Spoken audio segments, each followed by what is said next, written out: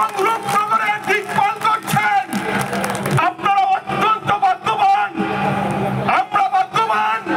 ঢাকা মহানগরে পেয়ে আপনারা ভাগ্যবান, 16 আসনে তাকে পেয়ে। সেই নেতাকে আমরা স্বাগত জানাই।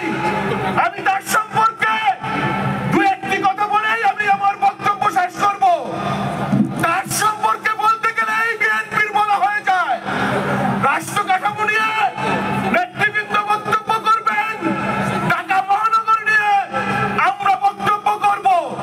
আর এই ঢাকা মহানগরকে যে সুসংগঠিত করেছেন তাকে নিয়ে বক্তৃতা করলেই আমরা মনে করি আন্দোলনের বক্তৃতা হয়ে যায়, সংগ্রামের বক্তৃতা হয়ে যায়, ষড়যন্ত্রের বিরুদ্ধে আন্দোলনের বক্তৃতা হয়ে যায়। আমিনুল ভাইকে যখন ঢাকা মহানগরীতে তারেক সাহেব দিয়েছেন, তাকে অনেকেই চিনতেন না, অনেকেই জানতেন না, অনেকে মনে করেছেন কাকে দিল, অনেকে কিন্তু তার সাথে দেওয়ার পরে সাক্ষাৎ করতে যায় নাই। তারা মনে করেছিল তারেক সাহেব কোথা থেকে একজন করে এনে দিল, আমরা তাকে মেনে নিতে পারি না। কিন্তু আল্লাহর কি অশেষ রহমত, আল্লাহর কি অশেষ কারিশমা, তার মধ্যে নেতৃত্ব দেওয়ার যে যোগ্যতা, যে ক্যাপাসিটি তৈরি হয়েছে, তা দেখে শুধু নট অনলি বাংলাদেশ, ঢাকা শহর, বাংলাদেশের বিএনপি আজকে কথা বলতে শুরু করেছে।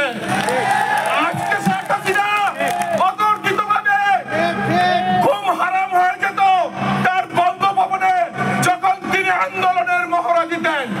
সেই নেতা ফুটবল জগতে কিংবদন্তি হয়েছেন, তিনি নেতৃত্ব দিয়েছেন বাংলাদেশকে বিশ্বের মানচিত্রে ফুটবলের জগতে তিনি পরিচয় করেছেন। আজকে আমরা সেই কিংবদন্তি ফুটবলারকে নিয়ে আবার রাজনীতির মাঠে এসেছি।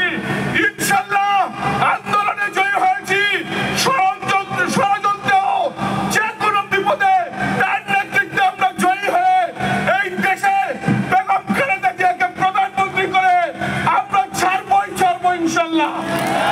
আর ঢাকা শহরে যত কুচক্রী মহল আছেন, যত আওয়ামী লীগার আছেন, আমাদের মধ্যে যারা ষড়যন্ত্রকারী আছেন, সবাইকে হুঁশিয়ারি করে বলে দিতে চাই, আমিনুল ভাই এরকম একজন নেতা, তার নেতৃত্বে আমরা নেতৃত্ব করছি। সুতরাং এখানে মিথ্যা ষড়যন্ত্র চলবে না, না না, চাঁদাবাজি চলবে না, না না। সুতরাং তার নেতৃত্বে ঢাকা শহরকে আমরা সন্ত্রাস মুক্ত, চাঁদাবাজ মুক্ত রেখে ইনশাল্লাহ বেগম খালেদা জিয়ার হাতকে শক্তিশালী করবো, এই আশা প্রত্যাশা রেখে সবাইকে সংগ্রামী অভিনন্দন জানিয়ে শেষ করছি। আসসালামু আলাইকুম।